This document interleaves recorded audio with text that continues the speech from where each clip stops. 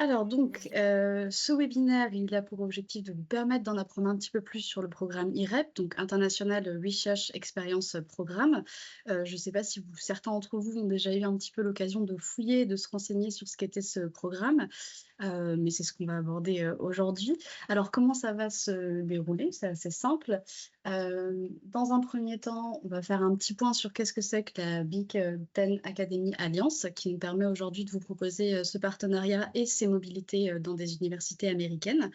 Ensuite, vous aurez l'occasion d'entendre des témoignages de 3 étudiantes qui sont parties avec ce programme, 2 qui sont parties l'année précédente et une qui est partie il y a déjà 3-4 ans, si je me souviens bien.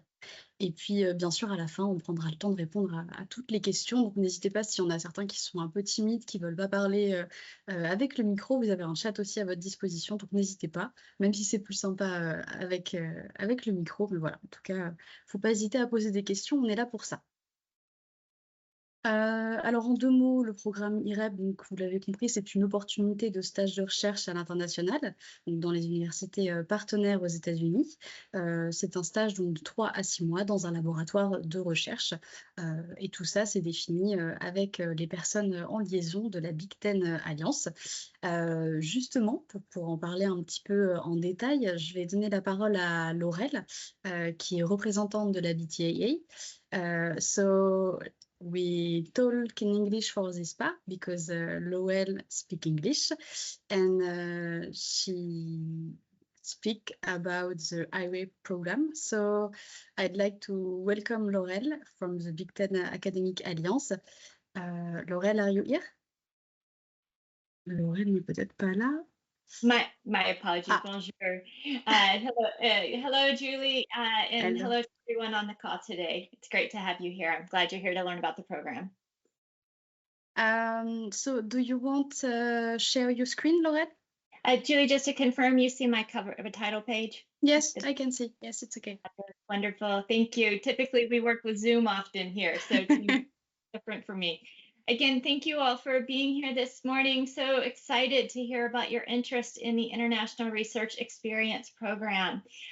Just real briefly, if you're not familiar, the Big Ten Academic Alliance, we're basically a consortium that works with all of these 18 universities you see on the screen there.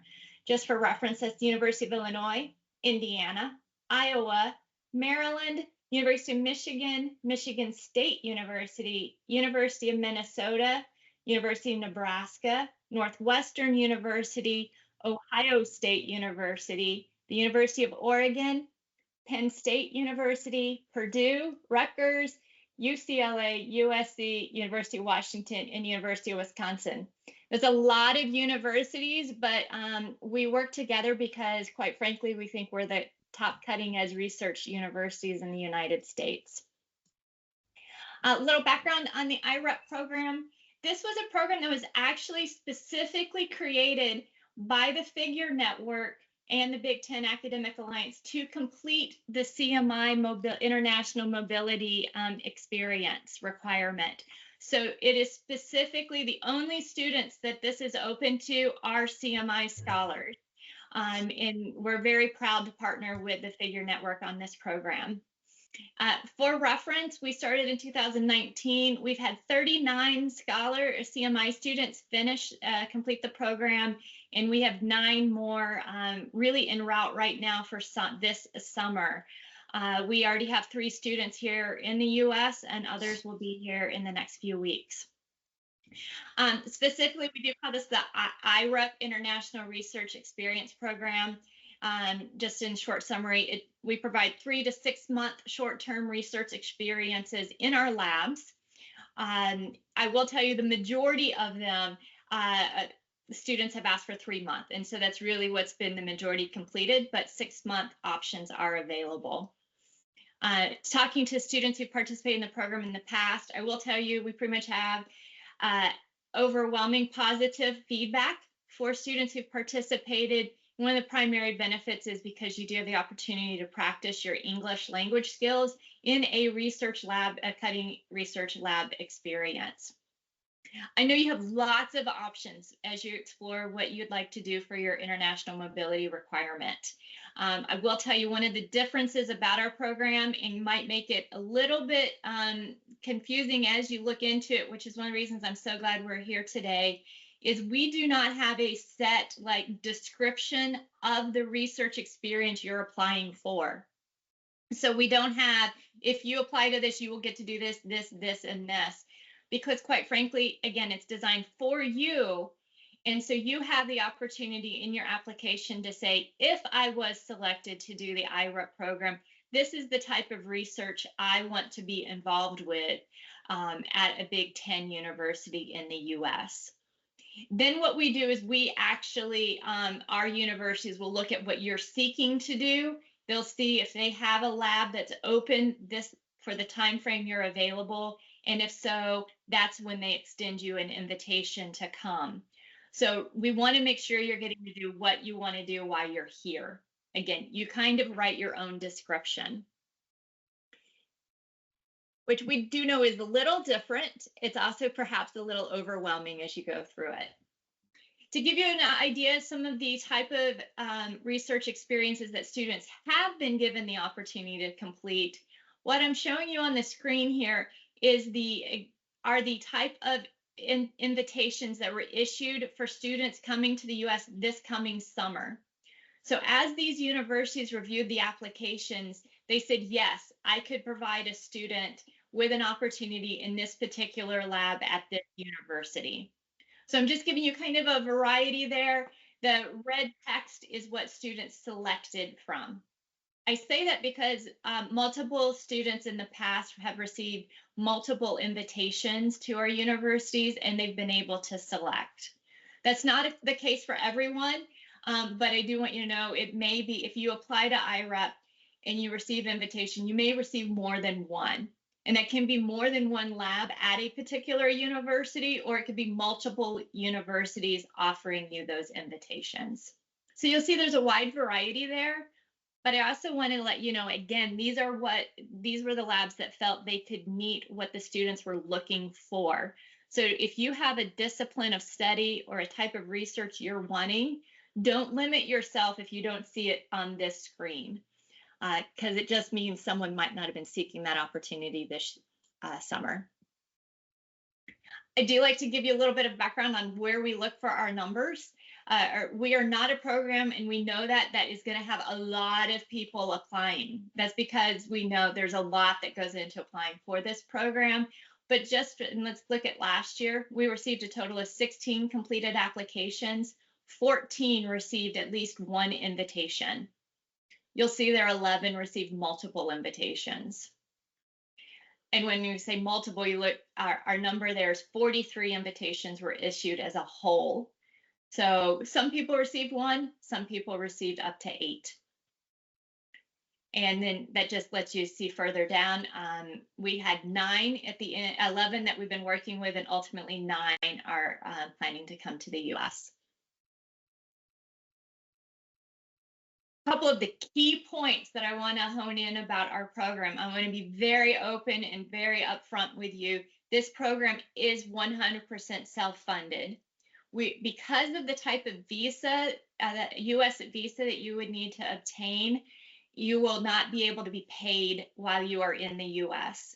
So the research experience will not pay you money. They cannot give you money towards your housing or your food or anything related to that. So if this is a program you pursue, we want you to know upfront, you are responsible for all costs, your airfare, your food, your housing, the visa cost. And our universities may require that you carry insurance from their campus for the time frame that you're there. That is something that may vary per campus.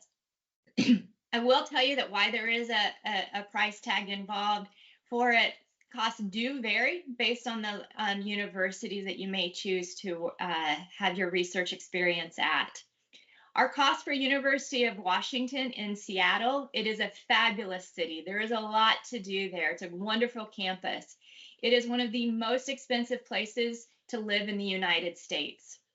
Therefore, you're going to need to think about, my housing's probably going to be a lot more expensive and harder to obtain than if I'm at the University of Indiana University, for instance, in Bloomington, Indiana, a very equally excellent university, but it does have a much lower cost of living. So your rent will be cheaper there.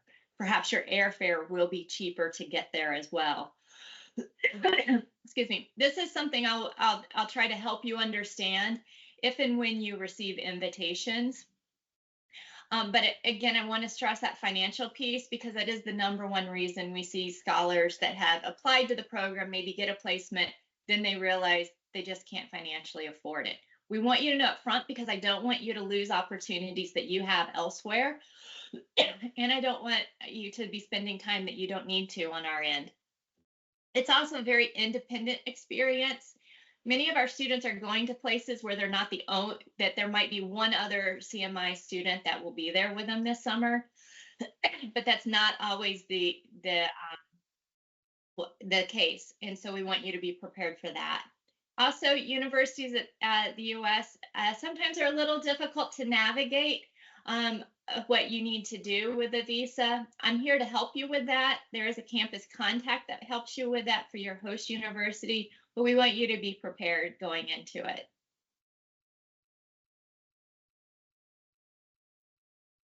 That said, I do want to tell you, and I know you're going to hear from some students that have gone through the program previously. Again, we think it is a fabulous experience. You are going to have hands-on opportunities in your research labs while you're there.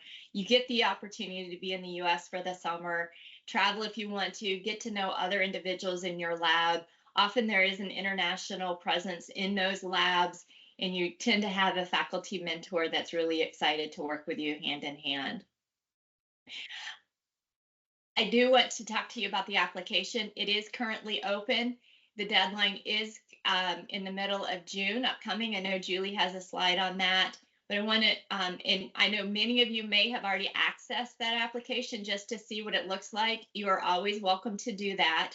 I do want you to know the application does require a CV and does require you to upload an academic transcript. That's an official listing of your classes. You will be asked to say when you want to do your placement, whether you are seeking that 3-month, maybe a 6-month experience, and do put what you're interested in. What will happen, as I said, the universities will look at that application and see if your timeline works with what they're looking for. You have 3 primary questions, and you are limited in your word length. Why are you pursuing your CMI degree? Where do you see yourself in 10 years? Those are specifically about your personal and your academic goals. But the root of it is, why are you studying what you're studying? The next question is your statement of research. Why is this a specific area? What is the area you're interested in doing research on? And why are you interested in it? And really, and I've highlighted this in red, this is the big one. They want to know what exactly you're hoping to accomplish if you come to the US to do an IREP research experience. So this is where you think, really, this is what type of lab are you looking for? What type of research are you wanting to do in that lab? And elaborate on that a little bit. That's going to be the primary question they're looking at. I want to be upfront. Then finally, you're given an option, if you would like, to list if there's specific campuses you are interested in working at. You are able to list that. Feel free to list all of them. I think you'll probably get looked at it by all universities if you do that. But if you really want to be connected to only a few of these universities, put those. Also, talk to your teachers, your professors on your campus. If they have connections or they know of specific labs, faculty members at the Big Ten campuses they think that it would be great for you to work with, we ask that you list that as well. The campuses are interested in seeing that. And the final question on our application is that we ask you to agree that you understand about the financial piece, you understand about the timelines that we're working with. And Julie, that's my last slide. Thank you very much, Laurel, for your presentation. For the students, if you have already any question about the presentation of Laurel, feel free to ask them. If you are not good in English, you can write in the chat, or maybe we can find a solution.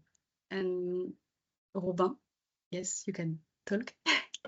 Yes, I feel like I missed a point because I thought there were going to be scholarships for this kind of projects, and I find it hard to see what really this program brings to for us in the way that I just feel like it's an internship abroad, and that you're gonna have to pay for it, and that's it. So yeah, I don't see what we really benefit from this program. Yeah, absolutely. And I think that's a good question because I am aware you have internship opportunities where you are able to get paid, or you pay nothing to participate. And we recognize that. Unfortunately, we're not able to provide that as part of this program. So if that's the case, it may not be the best option for you. However, we do think, I mean, quite frankly, every student who's participated has said it's one of their best professional experiences they've participated in. They speak to incoming scholar IREP students and say the same thing about the connections they develop, the research. We've had a couple of students last year who participated who are now getting published as part of the research they did in IREP. So I will say you get a great exposure to many things. We've heard that firsthand. We also know the Big Ten research labs are among some of the best in the world. But yes, you have other options, and we absolutely respect that. Yeah, no worries. But just to make it clear, what would be the difference between applying for a regular internship without the program and with the program? I don't know if you understood my question in a way that what really is the difference between applying for an internship in one of those research teams in universities and this program? Sure. Are you specifically looking for a U.S. internship, an internship in the U.S. versus the IREP U.S. internship, or something different? No, I just find it hard to see what the IREP program really brings in comparison to other regular internships in the US. Well, yeah, I guess my answer to that is we don't facilitate other internship experiences. And this program is specifically designed just to bring CMI students to the US universities. So absolutely, there may be other internships out there that you can apply to independently to meet your requirement, but this is not that. And this program, like I said, it's designed specifically for students of your programs to participate. It's more you have more space because it's just for the CME scholar. So if you're not CME, you can access to this program. So there is not a lot of place. So it's an opportunity because you can do it during your scholar. I'm not sure if I was clear. Oui, pas de souci. We have another question in the chat. It's a good question, Loy, for you. I'm sorry, I continue with the same question as the students. My name is Rosa Figueiredo. I'm responsible for a CMI in Avignon in computer science, and I don't understand what the program gives to our CMI students, because if there is not a scholarship, what's the advantage? I understand the question of the students. What's the advantage for them to try to this program? If what the program gives to the students in order to say, okay, come to our program and not start to apply to other internship that maybe they can even have been paid. So I don't understand. I understand the question of the student, sorry. Because in all my life, as a researcher, when I applied for a program abroad, there was a scholarship. I'm sorry, but I'm a little bit shocked. Yeah, no problem at all. Again, we understand there's multiple, and you're right. I think that is very different with the many of the other opportunities, particularly Europe-based, European, and other countries. So then again, that's why we want to be upfront with it. so that you're aware of that and it doesn't take you by surprise. But yes, what I would say is if you are interested in coming to a Big Ten campus in the United States and be part of our research labs and work with the faculty that are in the Big Ten campuses, then this is the dedicated avenue, I guess. And the students are in the labs. You're getting very hands-on experience day to day, working with those faculty, building those relationships, working with English in the setting that you're interested in working or learning more about. Again, the students who participated have found it extremely beneficial, and they have said it's totally worth it. But yeah, it is a little different. We understand that. So yeah, if you're interested in coming to the US and being part of a program, this one is a dedicated avenue. You get attention, very special dedicated attention. But there are other options. Absolutely. Okay, thank you. Yeah. For your transcripts. Yeah, exactly. I think the students can do this himself, no? Yeah. What you would do, it's fine to submit it as like you get your transcript and you translate it into English, like a Google Translate type of something rudimentary is totally fine. What they want to do is see kind of what's the coursework that you have taken thus far as part of your program. So you are responsible for translating it yourself, but it doesn't have to be professionally translated. For the summer, can we start only in August? We have a question about that. Can you start only in August? No, actually, the majority of the scholars that will do a summer, so this year for summer 2025, most scholars are arriving early June. The majority, some have arrived. I have one that arrived the end of April. A few have arrived in the past week, but the majority are arriving early June with a return date of going back home around August. When you apply, when you're accepted into the program and into the lab, you and your faculty lab member will actually then talk about what dates work best for you to arrive. So you have control in helping set those dates. I know sometimes people haven't been available right away, but you need to make sure you still get in that 3-month time frame. So starting only in August, usually people are done in August. And I see someone has asked, can this experience be considered an internship or just a discovery trip? You can call it whichever one you want. At the end of the day, it is there to help fulfill your international mobility requirement. Is there a computer science lab for 2026 or stats lab? You would note on your application that that's what you're looking for. And if a computer science or a stats lab is open to taking an intern, then they would extend you an invitation. We have had students in computer science labs previously, yes. Oh, can this replace your 3-month internship abroad? My understanding, I would definitely say that CMI, your advisor needs to confirm that, but I believe the answer is absolutely. Yeah, yes. The IREP program completely, totally your need of international mobility during your CME Scholar.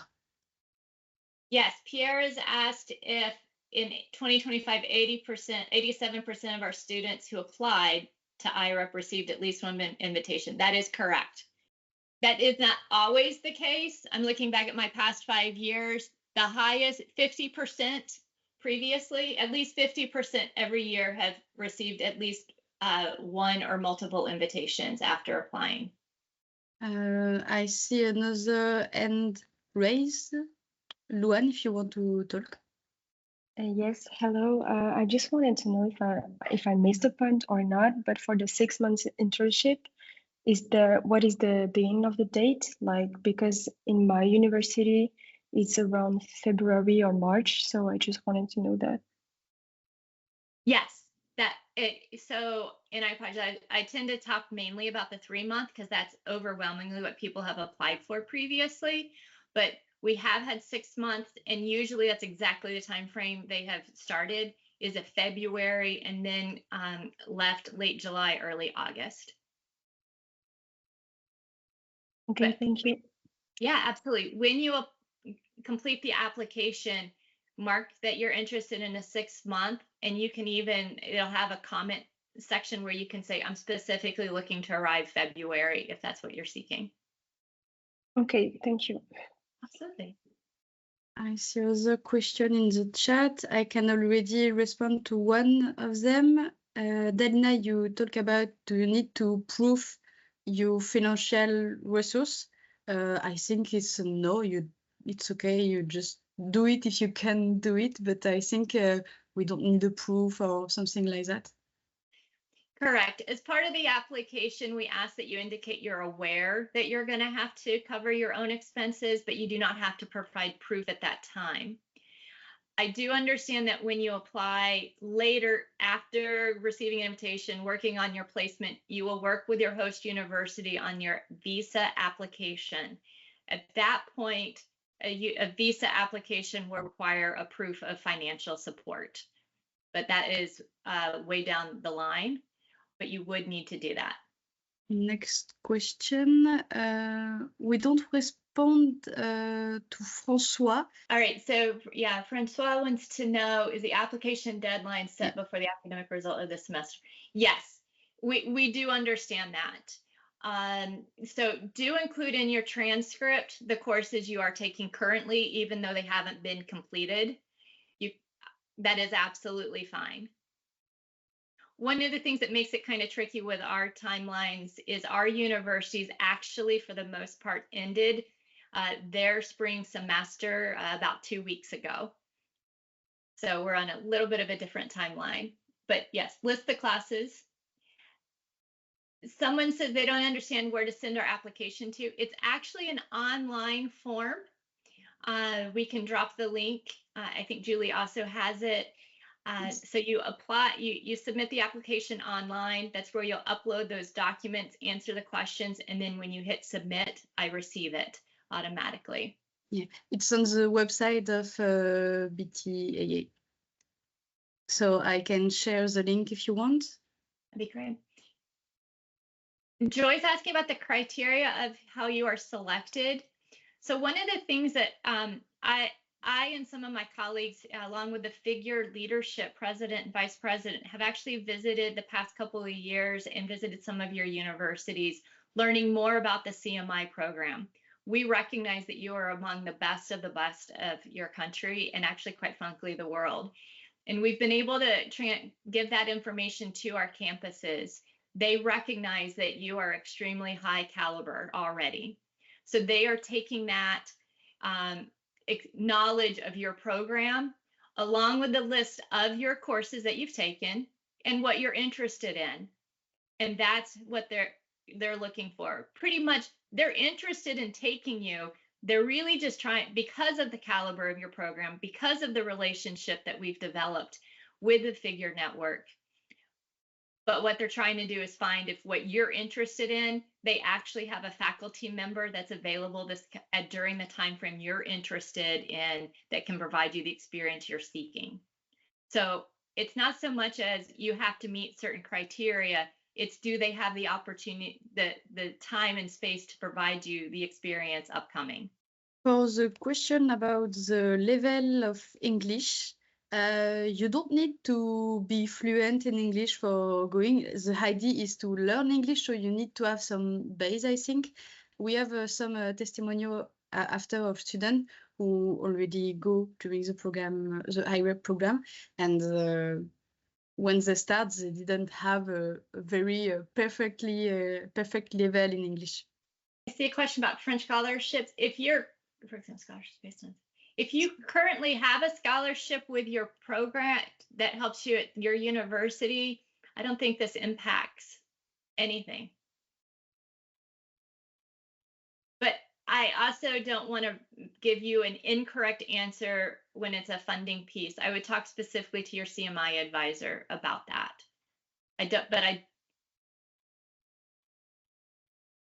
For the accommodation for students, we have some of accommodation for students, but it depends. The price, I think, really depends of what university you chose. Yes. So That's exactly right. Some campuses, when you select your campus, some of them will be able to say, we do have summer housing available if you're interested in it.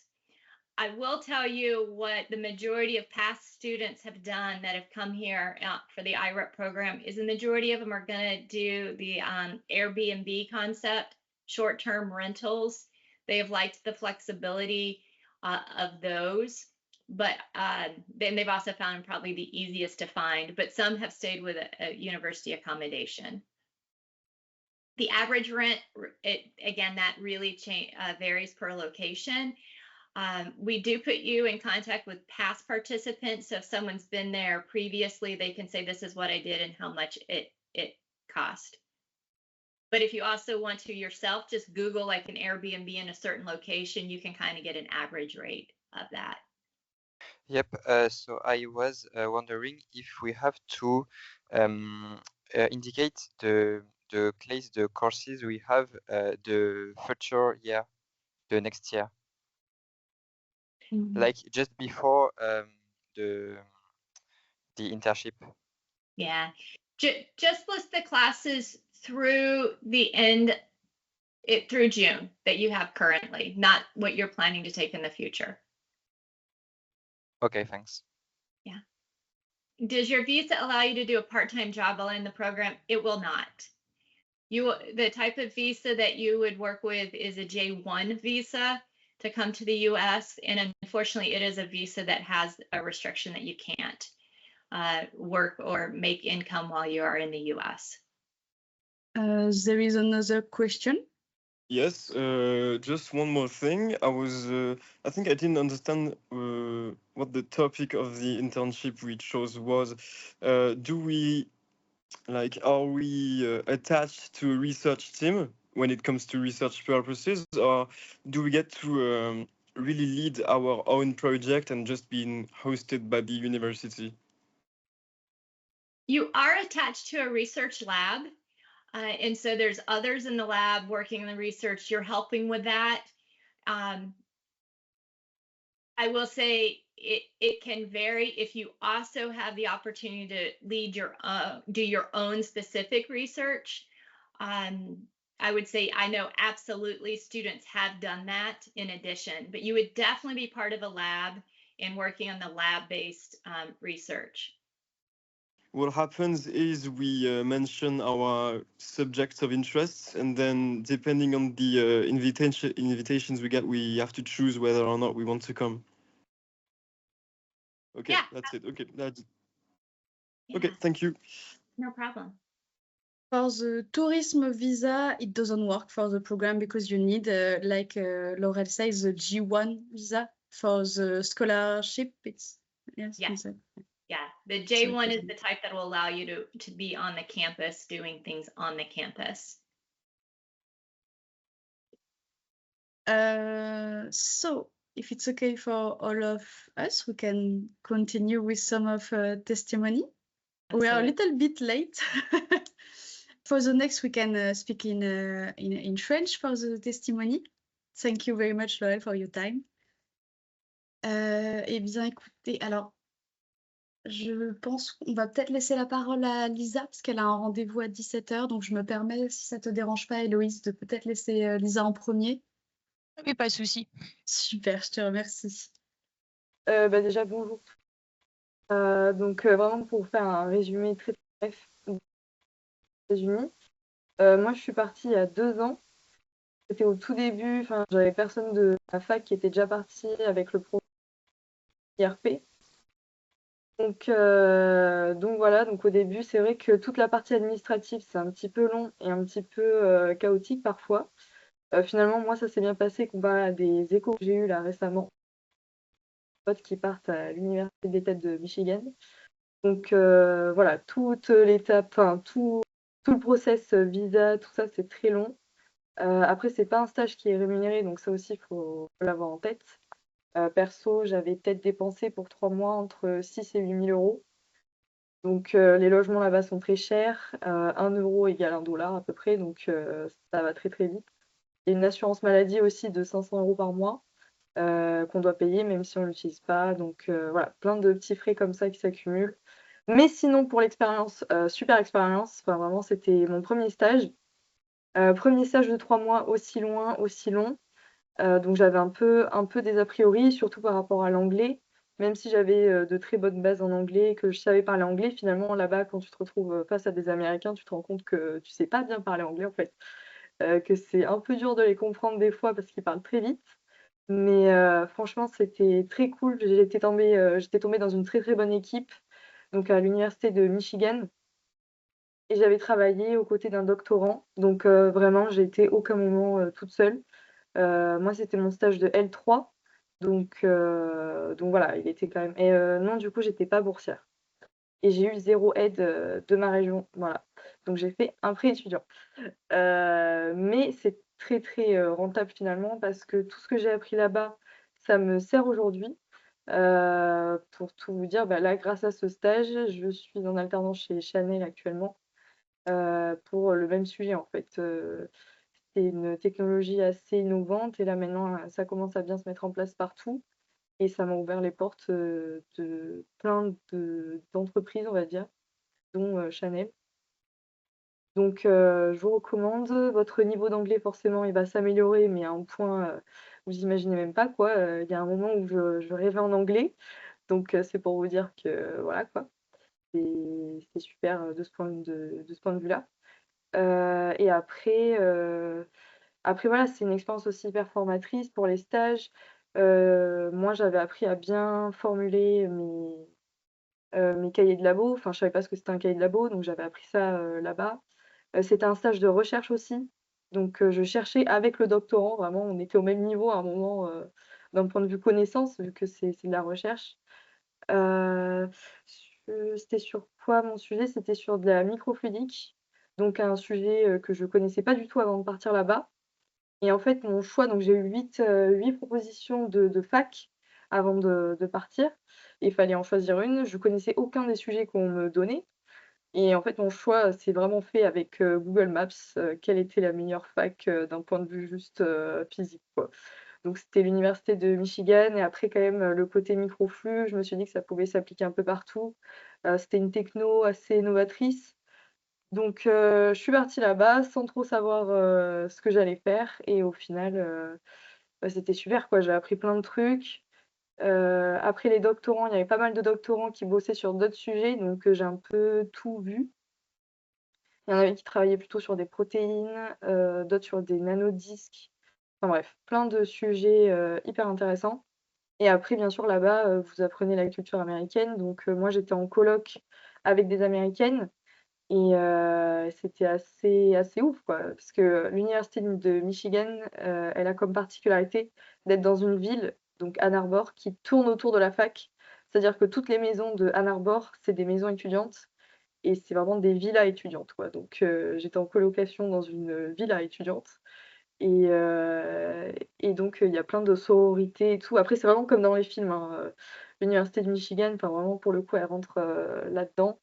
Énorme fac, il y a des boutiques dédiées au merch, enfin à la aux vêtements, de l'université, tout ça, donc c'est vraiment un truc de fou et c'est une expérience, franchement qui m'a ouvert des portes de ouf après et je vous conseille. Je suis toujours en contact avec, les doctorants là-bas parce qu'on a vraiment tissé des liens, forts et voilà. Enfin vraiment je vous conseille même si c'est cher.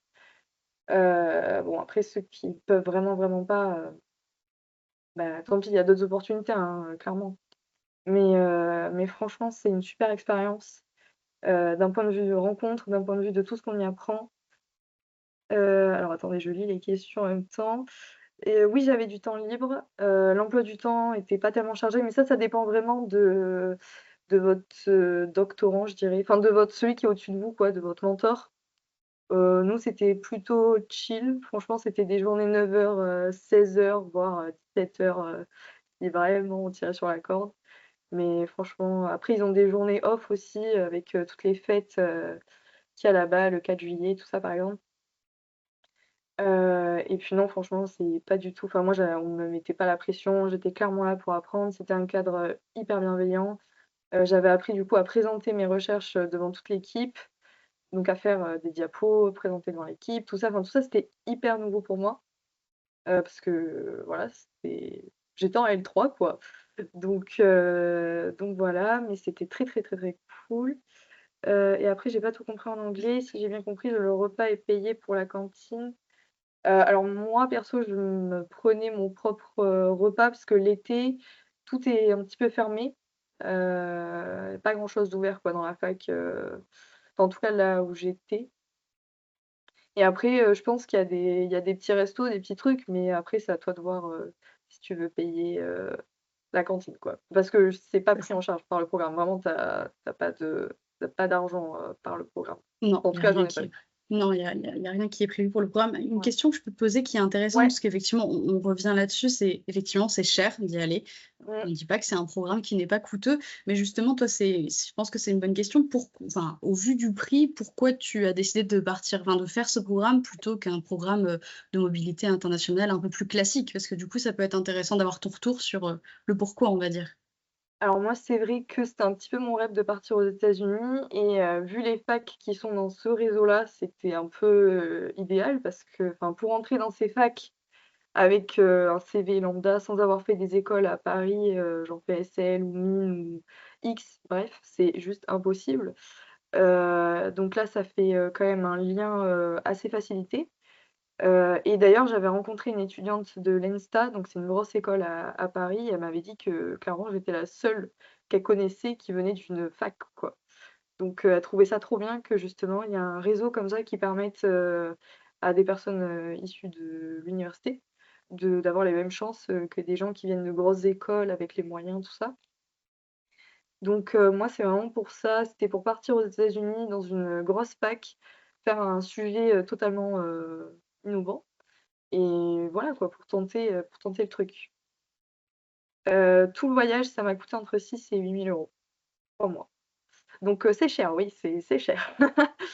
Mais bon, voilà, ça vaut vraiment le coup et et voilà, après vous faites, comme vous voulez vraiment, mais moi perso, c'est pour ça qu'aujourd'hui je suis, chez Chanel et c'était aussi mon rêve d'être ici donc voilà. Peut-être dernière question, tu nous as Ouais, dit un petit peu ton budget pour ces 3 mois. ouais. Ce budget-là, c'est un budget haut dans le sens où tu as profité, tu t'es amusé ou c'est un budget un peu restrictif où tu as été raisonnable, Heu Bah, j'ai pas voyagé, là-bas, je suis pas partie à Chicago, par exemple, qui est juste à côté. Mmh. Je pense que j'aurais pu, mais c'est vrai que c'est, on va dire 6 000 € la fourchette basse. D'accord. Voilà. Non, mais c'est pour que les autres, justement, aient Oui, une oui, oui. première idée, merci beaucoup. La question je pense que oui, tu as dû faire un prêt tu as fait un prêt étudiant, j'imagine pour, Ouais, ouais, c'est ça. j'ai fait un prêt étudiant. Après, je pourrais pas vraiment vous dire, c'est mes parents qui s'en sont plutôt chargés. Voilà et puis après, il faut prouver que tu as l'argent quand tu fais ton visa, comme a dit, Laurel, donc voilà, c'est sortir, les billets, quoi. Mais bon. OK, très bien. S'il y a d'autres questions pour Lisa, on peut peut-être attendre, 2 petites minutes et sinon après on va se diriger tout droit vers Héloïse pour un autre témoignage. N'hésitez pas si vous avez des questions, c'est le moment de les poser. On est toujours disponible, voilà. OK, donc bonjour. Donc moi, je suis partie, il y a 5 ans environ, entre le master 1 et le master 2 et moi, du coup, j'ai décidé de prendre une année de césure, pour partir, 6 mois au lieu de 3 mois finalement. En fait, c'est l'idée enfin, je suis partie parce que l'idée de faire un stage de recherche, ça m'a beaucoup plu parce que, à l'époque, je commençais à m'intéresser, à la recherche et je voulais aussi partir à l'étranger, principalement pour, m'améliorer en anglais. Du coup, j'ai postulé et quand j'ai été acceptée, au début, j'ai eu un peu peur, puis j'ai passé un entretien avec, 2 enseignants-chercheurs, de l'université de l'Iowa et l'un d'eux m'a présenté un projet, qui m'a vraiment beaucoup intéressée et à la base, du coup, le stage, j'étais censée le faire 3 mois aussi, Mais le projet avait l'air tellement bien et 3 mois, ça avait l'air assez court que du coup, on a décidé tous les 2 que j'allais partir 6 mois. Et du coup, j'ai pris une année de césure pour ce stage. Et voilà, donc oui, c'est vraiment cher. Moi, c'était environ 9 000 €. J'ai pris l'année de césure aussi parce que du coup, les 6 autres mois de l'année, j'ai travaillé et j'ai quand même dû faire aussi un prêt étudiant. Mais vu que j'ai eu plein d'opportunités après, je l'ai remboursé super vite par contre. Donc voilà. Et par contre, j'avais pas d'assurance à payer parce que l'université était très gentille et je leur expliqué que c'était compliqué pour moi financièrement et du coup, ils me l'ont payé. Ça, c'était cool. Voilà. Et sinon, quand je suis arrivée là-bas, donc j'étais vraiment contente, c'était en janvier 2020 et je me suis rapidement fait des amis parce que j'ai participé à beaucoup de clubs. Parce qu'en fait, les universités américaines, il y a des clubs de tout et n'importe quoi. Il y a vraiment plein de clubs. J'étais moi dans un club d'échecs et aussi un club de jeux de société, mais c'était plutôt un club de jeux vidéo. Je passais tous mes samedis après à jouer à Mario Kart avec d'autres étudiants. Voilà, j'ai aussi participé, enfin, je suis allée à des cours optionnels de français pour aider les étudiants à parler français et pour rencontrer des gens. Et, et voilà, donc en fait, je me sentais pas du tout seule là-bas. Il y avait aussi mon équipe de recherche avec qui je m'entendais super bien. Donc ouais, je me suis fait vraiment pas mal d'amis et c'est des amis dont certains, enfin, je suis encore amie avec certains aujourd'hui. Et voilà, et juste le seul regret que j'ai eu, c'est que en fait, j'ai voulu faire au plus simple et surtout le moins cher possible. Donc moi, j'ai pris un logement dans une résidence universitaire. C'était, je crois que c'était 600 $ par mois. Mais je regrette un peu parce qu'en fait, j'étais toute seule. Du coup, j'avais une chambre à moi toute seule et j'étais un peu isolée du reste de la résidence. Ça, c'était un petit peu bizarre. Ça, enfin, ça aurait été peut-être mieux que je prenne un appartement avec d'autres personnes pour parler anglais tout le temps. Le côté coloc un peu, c'est ça que tu veux dire, Oui, j'imagine? voilà, oui, Mmh. c'est ça. Et sinon, bah, juste le point négatif, moi, de mon expérience, mais ça, c'est la faute à personne, c'était le Covid. Parce que finalement, du coup, au lieu de partir 6 mois, je suis partie 3 mois. Et j'ai dû partir méga vite. Je suis partie en mars 2020. J'avais pris mon billet d'avion et je crois le lendemain ou 2 jours après, j'ai dû déménager. Voilà. Et bah, sinon, moi, après, c'est vrai que voilà, ça peut faire peur, c'est très très cher. Mais moi, je regrette pas du tout parce que après ça, j'ai postulé au CERN pour mon stage de Master 2. Donc, c'est l'Organisation européenne pour la recherche nucléaire. C'est là où a été inventé le web, où il y a le Grand Prix d'honneur de Hadron. Donc, c'est vraiment prestigieux. Et j'ai eu, parce qu'en fait, à la fin de mon stage, mon superviseur était super content et il m'a écrit une lettre de recommandation. Et du coup, j'ai eu 2 offres de stage du CERN grâce à cette lettre. C'est vachement bien en fait, parce que déjà, enfin, postuler au CERN, enfin, je le sais après parce que j'ai recruté des étudiants, il y a des milliers de candidats, donc c'est vraiment compliqué d'avoir un stage là-bas. Et moi, j'en ai eu 2 grâce à cette lettre, donc cette expérience, ça m'a vraiment beaucoup aidé pour trouver un stage et puis ensuite un emploi après, parce que j'ai encore travaillé là-bas 3 ans pour faire ma thèse. Voilà, c'est vraiment bien. Et sinon, je crois que c'est à peu près tout ce que je voulais dire. Voilà. Excusez-moi, je vous coupe. Je dois y aller, j'ai une réunion.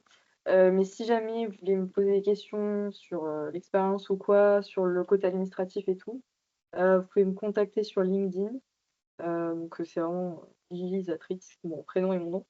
Et voilà, après il y a Julie, enfin bref, il y a tout le monde, mais voilà. Merci Voilà. beaucoup pour ton temps, Lisa.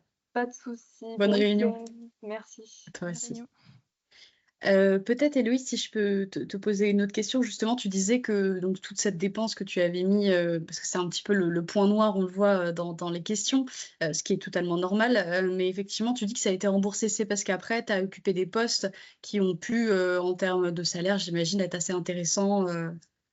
Ah oui, en fait, je l'ai vraiment remboursé. Je crois que je l'ai remboursé en fait, j'avais du coup, le CERN, je travaillais en Suisse, donc j'avais quand même un salaire assez important et je sais plus, je crois 1 ou 2 ans après avoir travaillé au CERN, j'avais tout remboursé déjà. D'accord. Il y a une question de Charlotte Gontier, je me permets de te la poser. Est-ce que tu avais, toi, dans ta candidature pour le programme IREP, tu avais cité des universités ou des laboratoires précis dans ta lettre de motivation ou pas du tout? Non, pas du tout. Pas du tout. Tu étais resté juste sur ton domaine, enfin, tu as juste expliqué ton domaine d'études, entre guillemets, ou du moins ce dans quoi tu voulais aller. Oui, et les stages que j'ai faits, voilà. D'accord. Ok, très bien. Mm. Est-ce qu'il y a d'autres questions? Les lettres de motivation en anglais, oui. Ouais. Tout ce que vous envoyez pour l'oral à partir du programme IREP, il faut que tout soit en anglais. Après, vous pouvez très bien passer par un outil de transcription. Il n'y a pas besoin que ce soit en anglais parfait. Vis-à-vis de la alors, si on veut candidater pour 2027, effectivement, ou 2000, ouais, en fait, il faut candidater un an avant. Donc là, on lance le programme IREP 2026, donc 2026, pardon, la fin de l'ouverture des candidatures, c'est en mi-juin de cette année pour 2026. Donc effectivement, si tu veux postuler pour 2027, il faudra postuler en été 2026.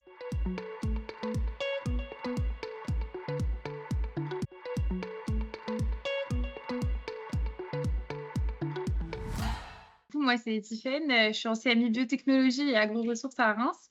Je suis un master où en fait c'est beaucoup biologie végétale et utilisation durable du végétal. Donc en fait, on va prendre le végétal et qu'est-ce qu'il va devenir. Et depuis la L1, on est très spécialisé dans tout ce qui va être le devenir du coup de la plante. On a fait énormément de visites et tout ça et c'est vraiment biologie végétale et chimie verte. Moi, je suis partie à la fin entre ma L3 et mon M1. L'été, parce que du coup, comme je suis partie en L3, il n'y avait pas de partiel anticipé parce qu'il n'y avait pas de stage normalement prévu. Enfin, c'était que 6 semaines, je crois bien. Et du coup, moi, j'ai fini à faire 3 mois. Donc, je suis partie tout l'été jusqu'à août parce que du coup, j'avais que 3 mois de vacances. Et donc, je passais les 3 mois aux États-Unis. Moi, je sais que j'avais postulé pour faire un Erasmus et le stage parce que j'ai postulé pour partir la même année. Donc, j'ai postulé en même temps. J'ai eu la réponse de l'Erasmus. Donc, pendant que j'étais en Erasmus en Irlande, j'ai reçu le mail pour me dire que j'étais acceptée pour aller aux États-Unis. Du coup, j'ai dit, bon, bah, si je suis acceptée, quitte à le faire. Et donc, du coup, j'ai fait les deux et je suis partie en L3 à chaque fois.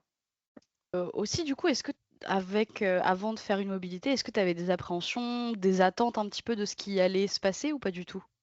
Bon, non, pas spécialement. Je pense que le plus gros truc, forcément, c'est la langue. Mais non, vraiment, pour le coup, ça allait parce que je sais qu'en anglais, surtout la compréhension, je comprends assez bien. C'était plus le parler, si on allait me comprendre et tout ça. Et franchement, ça allait encore plus aux États-Unis. En fait, les États-Unis, ça me stressait moins. Mon Erasmus, je l'ai fait en Irlande. Et donc là, j'avais peur de très gros accents en Irlande. Mais finalement, ça allait. Et aux États-Unis, moi, j'ai appris l'anglais en regardant les séries, en fait. Donc, l'anglais américain, c'est celui auquel je suis le plus habituée. Donc, vraiment, pour le coup, il n'y avait pas de souci là-dessus. Et tu avais un très bon niveau d'anglais en partant ou tu dirais quand même assez milieu, on va dire? J'avais pas un très très bon anglais, mais je sais que je pouvais me débrouiller sans souci. En arrivant à l'aéroport, j'ai pu parler aux gens de la douane, c'était pas un souci. Après, je sais que j'ai une amie à moi, elle est partie, elle avait un beaucoup moins bon niveau en anglais. C'était un peu compliqué la compréhension, mais après, c'est le but de faire la mobilité aussi, c'est d'augmenter son niveau d'anglais dans tous les cas. Donc, mais faut pas faut pas se dire, je peux pas partir parce que j'ai pas un bon niveau. On l'améliore là-bas quoi qu'il arrive. Dans tous les cas. Enfin, vraiment. Puis en plus, c'est aussi, t'as beau être le meilleur à parler l'anglais, quand tu arrives, il y a toujours 1 ou 2 semaines à t'habituer à réfléchir en anglais et parler, que la langue courante, c'est l'anglais. Donc, même si moi qui avais un bon niveau en arrivant, les 2 premières semaines, j'ai hésité et tout ça. Et après, c'est vraiment ça vient naturellement. On s'habitue à parler que anglais. Dans tous les cas, là-bas, il y avait que des anglais. C'était vraiment très différent par rapport à mon Erasmus où j'étais avec d'autres Erasmus. Donc, je parlais pas que anglais, il y avait aussi des Français et tout ça. Là, par contre, arrivé aux États-Unis, il n'y avait que des Anglais. Et donc, très vite, on prend l'habitude et c'est là que le niveau, il explose. Je pense que mon niveau d'anglais a beaucoup plus augmenté avec la Big Ten Alliance plutôt qu'avec l'Erasmus. Est-ce que ça a été compliqué en termes de démarche? Moi, c'était compliqué parce que quand j'ai reçu la réponse, c'était vers octobre. Et du coup, j'étais déjà en Irlande quand c'est arrivé et mon passeport se périmait 2 mois avant de partir. Donc, il fallait que je refasse forcément un nouveau passeport. Et du coup, c'était super compliqué parce que je pouvais commencer aucune démarche parce que je pouvais pas faire un nouveau passeport. Donc, j'ai eu mon nouveau passeport en février. Donc, j'ai commencé très tard ma démarche pour commencer le stage. Après, dans tous les cas, parce que la première étape, en fait, ils nous envoient un questionnaire à remplir et il faut mettre le numéro de passeport et tout ça. Donc, moi, dès la première étape, j'étais bloquée. Mais après, c'est ça, il faut rassurer aussi dans le sens où je l'ai fait dernière minute. J'ai eu mon visa, je crois, 5 jours avant mon avion. Mais ça rassure aussi dans le sens où même si on s'y prend un peu tard, le mieux c'est de s'y prendre assez tôt. Mais dans le pire des cas, ils savent, on envoie un mail à l'administration, à la fac, ils savent que c'est urgent et ils se dépêchent. Et ce qui est génial par rapport à la France, c'est que vraiment aux États-Unis, ils répondent très très vite. Et moi, je sais que parfois j'avais des soucis et tout ça. Et directement, l'administration de ma fac, ils m'ont tout de suite aidé. Ils ont répondu présent toujours à chaque fois. Dès qu'il y avait quelque chose, ils étaient là. Et le soir même, j'avais le document qui était demandé. Enfin, vraiment, ils étaient super là-dessus. Et dès que je parlais à quelqu'un, tout le monde a eu le même ressenti que moi, qu'ils étaient vraiment très présents pour nous aider avec tous les documents. Du coup, moi, je sais que cette année, j'ai été contactée par un L3 qui va partir dans le labo où je suis. Et du coup, j'ai pu l'aider parce qu'il avait des questions sur le visa et tout ça. Et donc, là-dessus, j'ai pu le conseiller. Et ça, c'était assez sympa de pouvoir aider. Et puis, moi, si je voulais, j'aurais pu demander. C'est juste que...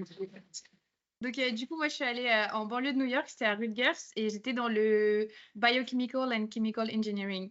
Tu es arrivé là-bas, donc dans un labo de recherche. Comment ça se passe justement ton arrivée? Parce que en plus, toi particulièrement, tu es en L3, donc tu démarres un petit peu, tu n'as pas forcément été dans l'univers de la recherche tellement en amont, même Ouais. si tu es un peu intégré dans les laboratoires avec le CMI, mais avant le master, c'est quand même un peu plus faible, on va dire. C'est ça, c'était vraiment ma première expérience en stage. Donc ça aussi, il ne faut pas s'inquiéter. Enfin, moi, c'était mon premier vrai stage que je faisais. Il n'y avait pas de souci. Je suis arrivée et déjà, ils ont été très gentils dans le sens où, parce qu'en fait, aux États-Unis, c'est différent. Il y a vraiment un responsable de labo qui a 5 projets plein partout. Et donc, du coup, lui, il m'a pris directement. Il a pris le temps pour parler avec moi. On a parlé ensemble. Il m'a dit, qu'est-ce que tu attends du stage? Je lui ai dit, moi, mon but, c'est vraiment d'apprendre à manipuler et de devenir meilleure sur mes compétences pour faire des expériences et tout ça. Et donc, dès le début, il m'a dit, il n'y a pas de souci, on va faire ça. Et donc, j'étais bien encadrée, mais j'avais également aussi beaucoup de liberté où mon niveau en laboratoire, il a vraiment bien augmenté grâce à ça, quoi. Et dès le début, ils sont tout de suite, ils sont inquiétés en me disant, qu'est-ce que toi t'attends du stage? C'est pas que pour nous, c'est aussi toi. Enfin, ils étaient vraiment super. Ah ouais, non, vraiment, niveau budget, c'était très, très cher parce qu'en plus, souvent, ils obligent pas, mais ils le recommandent très, très fortement de prendre les logements sur le campus. Du coup, ça fait que c'était $300 la semaine, plus le budget course à chaque fois.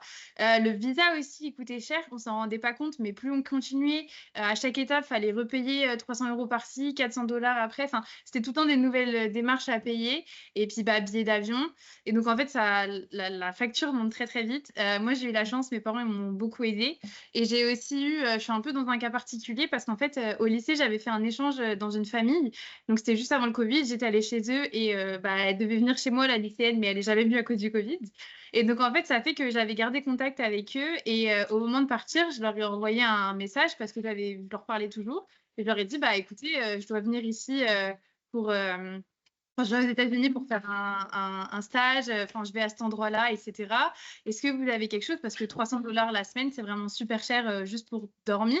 Sachant que mes amis qui avaient pris ça pour dormir, elles me racontaient qu'il y avait aussi, fallait payer tout ce qui va être linge, les machines à laver, les draps, c'était pas compris, il fallait les ramener. Enfin, il y avait plein de trucs, en fait, on se rendait pas compte qui, à chaque fois, nous disaient, faut payer, faut payer, faut payer. Et moi, j'ai eu la chance dans le sens où ils m'ont dit, écoute, depuis la dernière fois que tu es venue, on a déménagé, maintenant on est à 15 minutes en voiture de la gare, on te dépose à la gare le matin et tu as juste 20 minutes de train, quoi. Du coup, ça a fait que en fait, je vivais chez eux, j'ai pas payé de loyer. Et je pense que si jamais je vivais pas chez eux, ça aurait été assez compliqué, sachant que mes parents me finançaient tout. Donc, ouais, j'ai eu de la chance là-dessus. Quand tu es revenue, est-ce que tu étais contente, quoi? Ah ouais, non, vraiment, c'était une super expérience. En plus, j'ai vraiment eu de la chance sur le temps parce que je m'en souviens, en France, il faisait pas beau du tout. Et moi, j'envoyais des vidéos à mes amis, j'avais 40 degrés. Les week-ends, je bronzais comme pas possible. Il faisait vraiment super beau. On a été très, très j'ai été très chanceuse là-dessus. Et après, vraiment, ça s'est super bien passé. J'avais encore contact avec ma maîtresse de stage. Là, pendant Noël, après Noël, elle est venue en France. Je l'ai hébergée chez moi à Paris pour lui faire visiter et tout ça. Enfin, vraiment, c'était une super expérience. Et j'ai vraiment beaucoup. Enfin, le principe même, c'était aussi le stage. J'ai appris énormément de choses. Et vraiment, c'était une super expérience. Pour le coup, je le recommande. Je m'en souviens quand je faisais les papiers, c'était tellement compliqué administrativement que je disais, oh là là, mais ça, je le recommanderais à personne, c'est pas possible et tout ça. Et en fait, une fois là-bas, forcément, je le recommande, c'est génial. Non, mais est-ce que tu sens que ça a pu valoriser ton CV, valoriser tes compétences, etc.? Ah ça, je suis sûre que ça a valorisé le CV parce que quand je suis arrivée, en fait, comme en M1, il y a des stages obligatoires, du coup, on a eu un cours de CV et tout ça. Et donc, en arrivant, mon prof direct, il voit mon CV, il fait Ah oui, vous avez fait un stage aux États-Unis. Bon, ça, c'est quand même génial. Enfin, je sais que c'est valorisé et même là, je suis en train de chercher pour des doctorats. Et enfin, je sais que quand on voit mon CV, j'ai pas un dossier incroyable. Et quand j'ai pas énormément d'expérience, j'ai vraiment juste surtout mon stage aux États-Unis. Et à chaque fois, on me dit, OK, bon, bah, très bien, c'est sympa, les expériences que vous avez. Donc, vraiment, c'est super. Moi, vraiment, je faisais toutes les expériences de A à Z. J'étais toute seule. Et donc, rien que ça, c'était énorme.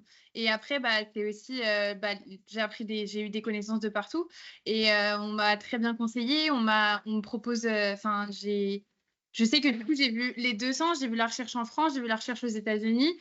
Avant tout ce qui se passe, la recherche aux États-Unis, c'était quand même très, très attrayant pour tout le monde. Moi, je sais que j'ai des profs qui m'ont dit, bah, Tiffaine, là que tu es partie aux États-Unis, essaye de voir pour faire un stage là-bas. Au moins, ça dure, pour faire un doctorat là-bas, au moins, ça dure 5 ans, tu as plus le temps. Et en plus, je sais que moi, le labo dans lequel j'ai été, en particulier, mon PI, donc c'est le directeur de labo, il est très reconnu dans son domaine. Et justement, j'avais des cours quand je suis rentrée en France avec des articles scientifiques tirés de ses recherches à lui.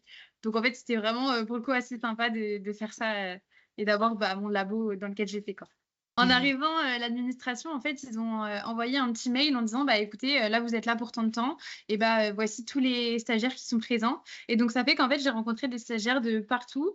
Et donc, on était beaucoup entre stagiaires. J'ai rencontré des stagiaires grecs, japonais, etc. Et donc, il y a pas mal de choses où on l'a fait tous ensemble entre stagiaires. Enfin, on est allé à des concerts ensemble, on est allé aux chutes du Niagara ensemble, on a pris un bus de nuit. Enfin, en fait, il y a plein de choses qu'on a fait entre stagiaires que j'aurais pas spécialement fait si je les avais pas rencontrés parce que j'aurais pas osé partir toute seule, prendre le bus pendant 12 heures. Et du coup, on a fait plein de choses. Je sais qu'il y avait aussi des randos. Même le soir, en sortant du travail, on allait boire un verre et tout. Enfin, vraiment, c'était super sympa. Et donc, grâce à l'administration, ça a fait qu'on s'est tous rencontrés, qu'on a tous pu savoir qu'il y avait d'autres jeunes de notre âge qui étaient dans le même cas et tout ça, quoi. Merci à tous pour votre présence aujourd'hui. Et puis j'espère qu'on a pu un petit peu vous aider, que ce soit Laurel ou les différentes anciennes étudiantes qui ont pu témoigner.